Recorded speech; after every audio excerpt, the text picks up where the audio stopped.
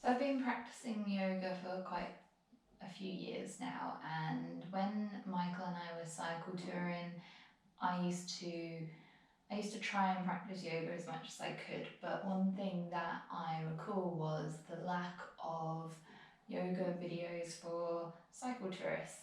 So I thought, now that I teach yoga, I would put it's probably going to be about 20-minute sequence together designed for cycle tourists. So we'll be really focusing on endurance, or focusing on areas that are affected by endurance cycling and carrying quite a lot of weight on the bike as well. So we will start in a seated position when you're ready. And we'll start by bringing the chin towards the chest and then just rolling the ear over to the right side, holding it here. Feel the stretch down the neck on the left side. And coming back to centre, chin to chest. Rolling over to the opposite side. Make sure you're pulling the shoulder blade down here, so you don't want this shoulder pulling up at all. Just make sure you're actively pulling it down. And then chin to chest, going over back to the right. Chin to chest, left. Chin to chest, right. Chin to chest, left. Chin to chest, and then coming back up to centre. So we'll do a little bit with the wrists here, because we do tend to put quite a lot of pressure on the hands and the wrists. So bringing the hands out in front of us, imagine you're pushing into an invisible wall. And while you're here, you want to make sure that you're not rounding forward at all, that you're pulling those shoulder blades together, so nice straight back, and continue to push into the wall. You start to feel a bit of a stretch over the wrists here. And release, give it a little bit of a shake out. And we'll do that again, pushing into that invisible wall. And this time, we'll slowly rotate the fingers of the left hand so the fingers are pointing down. And with the right hand, we'll gently start to pull back each finger one at a time, just creating a bit of length between the joints in the fingers here. When you get to the thumb, just taking the hand over top and gently pulling back on the thumb. And then releasing, shaking it out. So we'll do that again to the opposite side. So push into that invisible wall, pull those shoulder blades together, lift through the chest. And then rotate the right hand so the fingertips pointing down. And then with the left hand, gently just pull back each finger, just softly, creating some space in between those joints. And then with the thumb, and release, shake it out a little bit. We'll do this one more time. This time we'll bring the fingertips to the facing down, palms facing towards us. And again, make sure you pull those shoulder blades together. And then with the right hand, we'll take the thumb and place it just in between the palm of the hand there. And then just gently start to push into the palm with the thumb. So you start to get a stretch over the hand here. Keep the shoulder pulling back so you don't want to come forward at all. And then release, shake it out. Do that on the opposite side, so hands forwards, fingertips down, placing the left thumb in between the palm of the hand, gently push into the palm.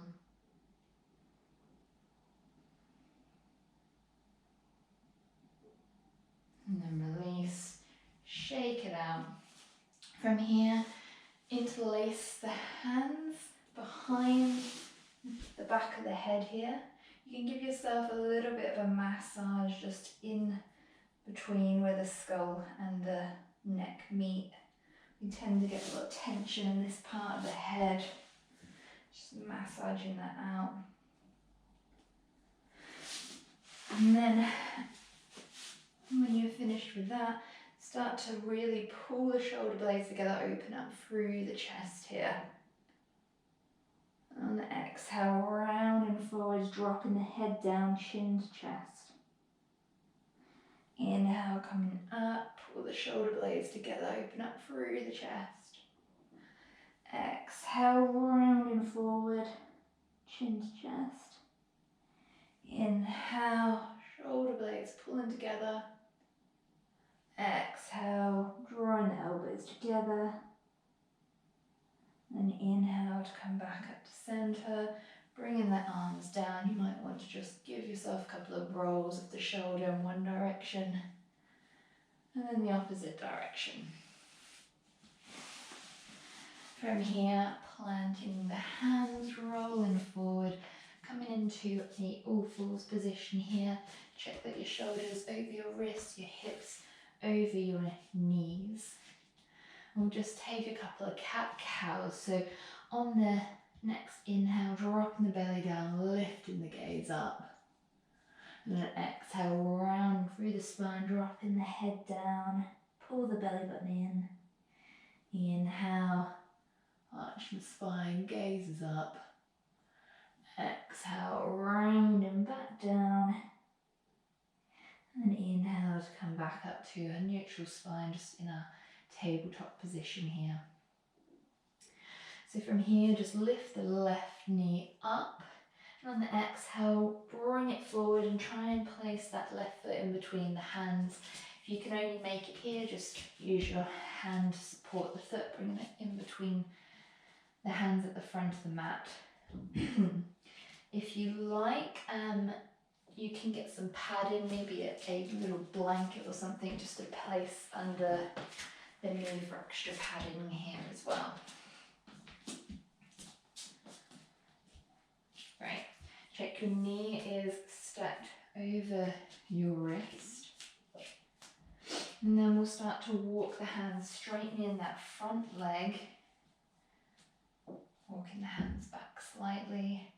And then walking the hands forward, back into our low lunge. So we're just warming up the hip here.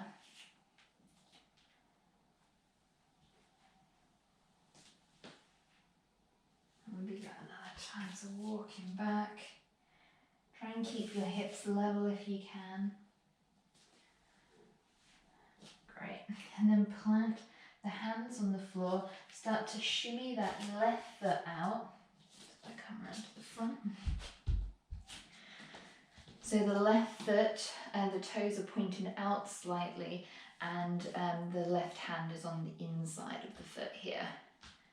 You might like to just move the back knee back a little bit. And you also have the option to lift the back knee off the floor. So this is our lizard pose here. We'll just stay here for a few breaths. If you like, you can come onto the side of the foot and just start to gently push that left leg out to really get the stretch in the hip flexors here. Open up those hips.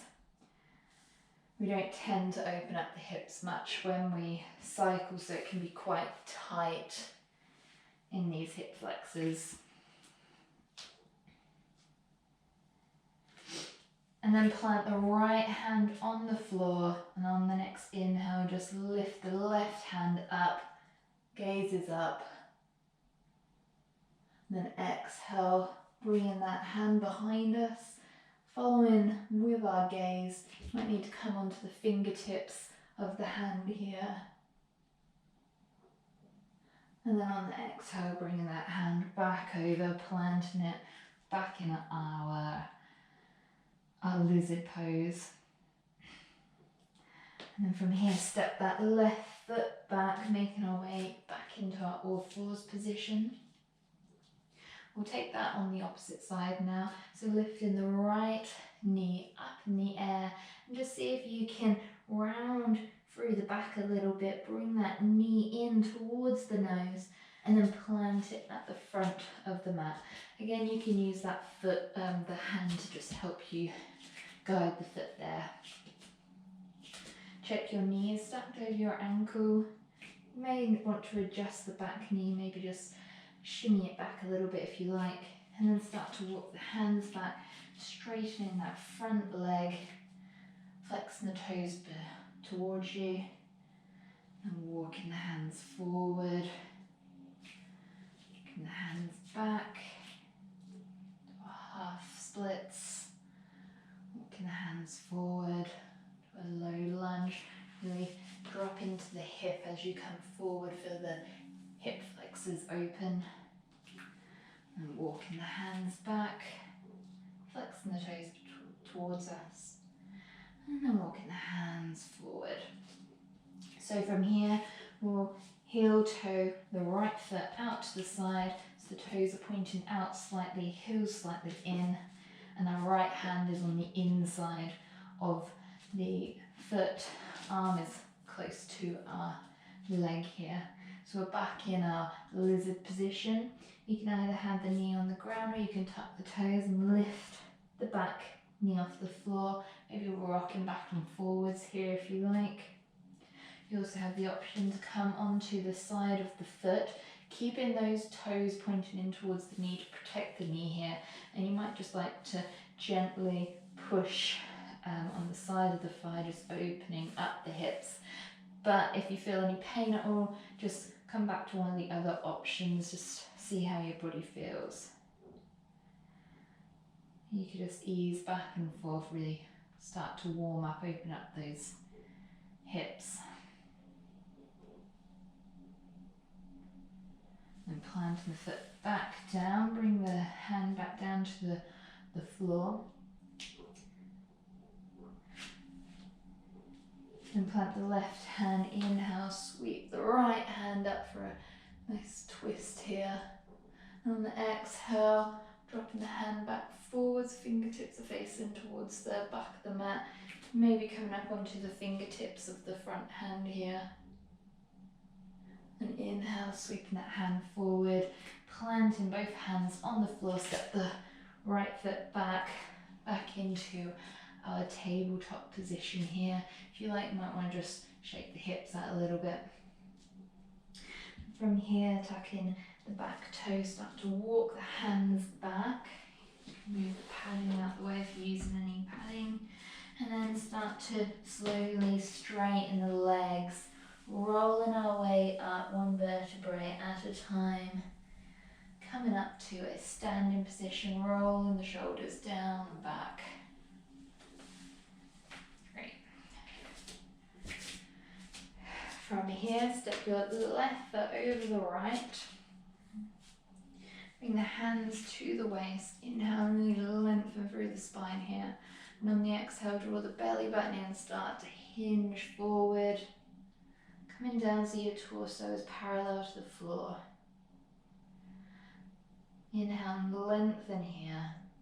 On the exhale, you can see if you can fold a little bit more forward. Try and keep that back nice and straight. Keep a bit of a bend in the knees here. And the next inhale, pull the belly button in and slowly push through the legs, making your way back up to a standing position. So it's a nice, bit of a nice stretch for the IT band there.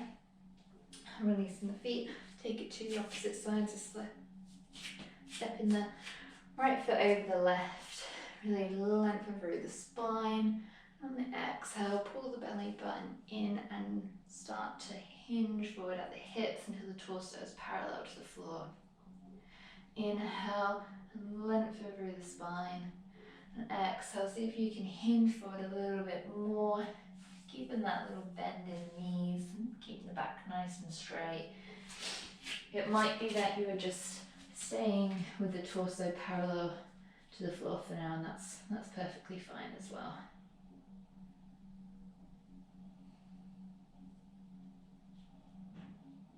Pull the belly button in, push through the legs and slowly make your way back up to standing. Release the legs and get a little bit of a shake out. So from here, if you've got a wall or something nearby, you can use that to support you. But we'll be grounding through the left leg and then taking the ankle of the right leg behind us. Push the hips forwards here. Really try and tuck the tail, lift through the spine. Just stretching out the quad here. You can bring the left hand to the hip as well. Make sure you're pushing the hips forwards and hips in a nice straight line here. Exhale, release the foot back down. Keeping grounded through that left leg, we'll lift the right leg up. Slightly bend through the left knee and then cross the right ankle across the thigh here. Again, you can use a wall to support you if you like. Then bring your hands down to your hips and slowly just squatting here. Stretching the outer hip. Again, it tends to be quite tight while cycling. We don't tend to stretch that muscle out very much. And then slowly coming out, releasing the leg, maybe just pad the feet out a little bit. Take that on the opposite side, so this time really grounding through the right leg, engage the muscles in the quad, bringing the hands to the hips to start if you like, lifting the left leg off the floor and then taking your left hand around the ankle of the left foot. Pushing both hips forwards here should help. You should feel the stretch in the quad a little bit more. And you can just push back with the foot in the left hand as well. It helps if you just find a spot in front of you, usually on the floor, a couple of metres or so ahead. Try not to stare at something that's moving. It can help. And then exhale, releasing the leg back down. Keeping grounded through the right leg.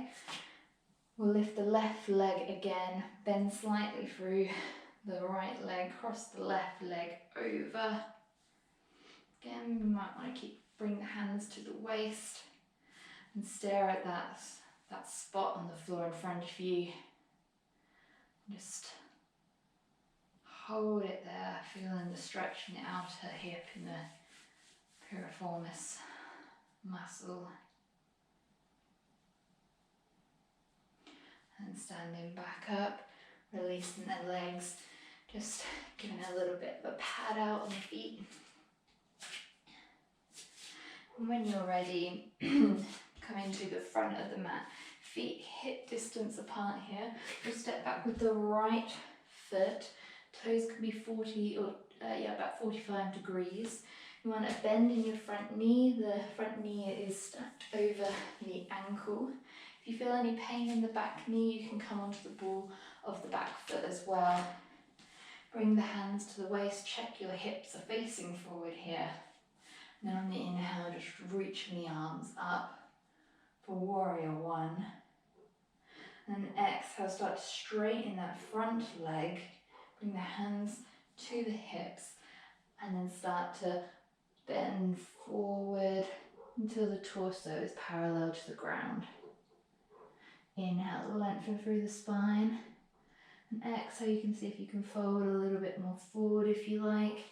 Keeping a little bit of a bend in that front knee, so you never want to lock the legs or the joints out here. That makes sure that the stretch is going into the belly of the muscle instead of the ligaments. You can release the hands down if you like, or you can keep them on the hips. And just drop the head down as well. Maybe gently nod in yes and no. Bring the hands back to the hips. Engage the core, push through the legs, make your way back up to standing, bending through that front knee, bringing the arms up and overhead. And exhale, stepping forward back to the front of the mat. So we'll do that on the opposite side now. So stepping back with the left foot this time. Again, you've got the 45-degree angle, or you can come onto the ball of that back foot here. Bending the front knee, hips facing forwards. And then inhale, reach the arms up. Then exhale, bring the hands to the waist. Pull the belly button in and start to straighten that front leg, hinging forward until the torso is parallel to the floor. Lengthen through the spine on the inhale. On the exhale, you can see if you can fold forward a little bit more, maybe releasing the head, maybe releasing the hands. Keeping a little bit of a bend here. And bring the hands back to the waist, pull the belly button in, push through the legs and just make your way back up to standing, bring that bend in the front knee, hands up, gaze is up. And exhale to step forward at the front of the mat.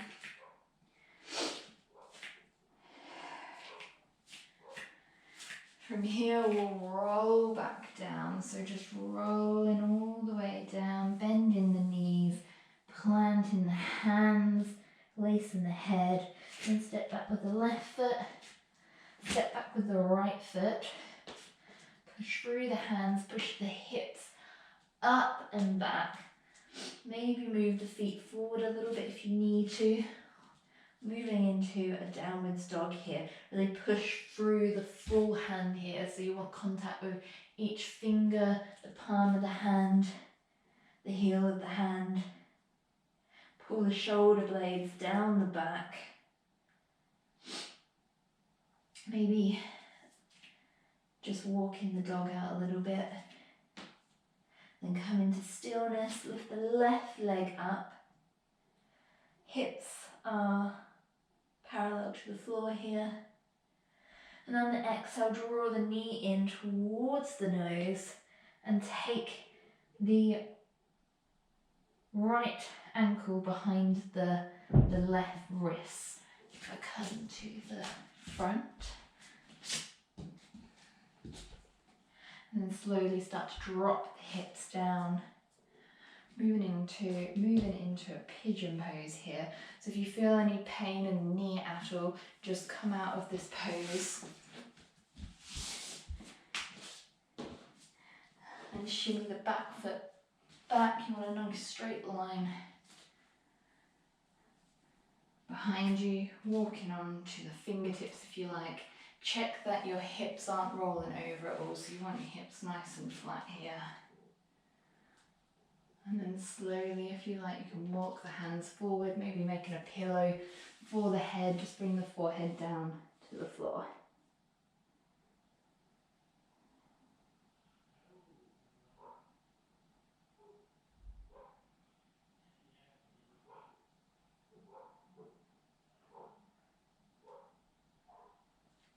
And slowly walking back up, coming onto the fingertips. Tucking the back toes, planting the hands. Lift that left knee up and take it back up into our three-legged dog. Being careful not to hit anything behind you. And then placing the foot back onto the floor. We're back into our downwards dog. So we'll do the same on the opposite side now. So lifting the right leg up into the air, into three-legged dog. Keeping the hips nice and parallel to the floor here. And on the exhale, round through the back, bring the knee in towards the nose, and then bring that knee out so it's behind the left and the ankle is out behind the right wrist.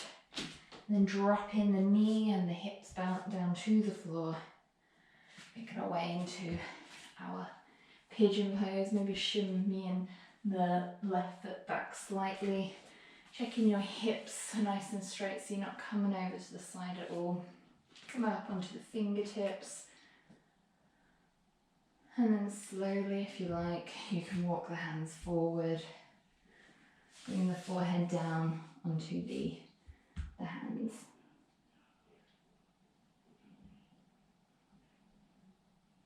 If you feel that your hip is coming over at all, then you can take your blanket or a pillow and you can put it just under the hip to keep it elevated a little bit. Make sure that the hips are nice and straight.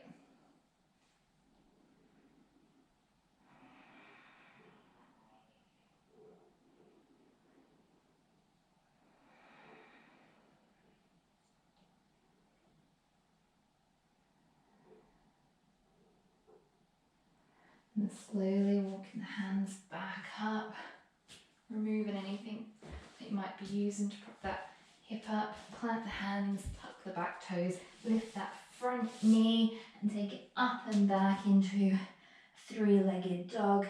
And then plant that foot on the floor. Maybe just pedal the feet out a little bit. And then dropping the knees down. We'll make our way down to a seated position, swinging the legs around, making our way onto our bums. We want the soles of the feet on the floor. Make sure you've got enough room behind you. Bring the hands out in front, palms facing each other. Engage the core here and see if you can keep your feet on the floor for as long as possible. So really lengthen through the spine and slowly keeping the belly button pulled into the spine, the core engage. Roll your way down to the mat. Bring the arms up and overhead. You can lengthen the legs out if you like. And exhale, release. Bring the soles of the feet to the floor. You want the knees pointing up here. And you want the heels of the feet in towards the bum. Hands on the floor, palms facing down. You want to keep your gaze up towards the ceiling here. So it's up to you. You might want to watch me, see how it goes, and then do it yourself. But don't look over to the side here. Your gaze should be up to keep the spine nice and straight. So from here we will do a couple of bridge lifts. So we will push, keeping our hands on the floor. We'll engage the leg muscles and start to tuck the pelvis, lifting the pelvis off the floor and then peeling ourselves up. You want to keep a bit of a gap in between the chin and the chest, about the size of an apple. Gaze is up, and then just really push through the hips. So you should get a nice stretch over the hips. Also working the glutes. And then exhale, rolling back down, same way we came up, with the tailbone last to come back onto the floor. So we'll do that 2 more times. So starting to peel the pelvis off the floor, rolling all the way up, pushing the hips up, keeping the knees so they're pulling in together here. So you should really feel the legs engage, the glutes engage.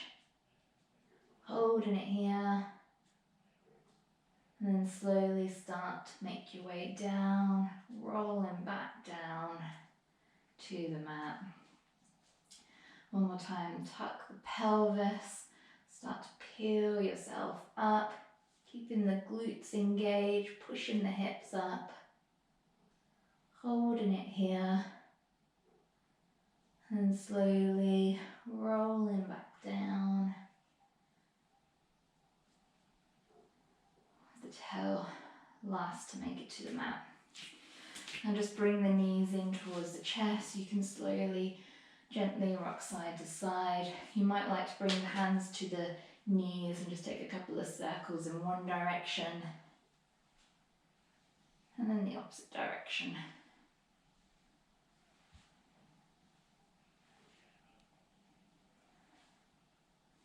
And then bring the hands to the floor, gently support the body and make your way back up to a seated position.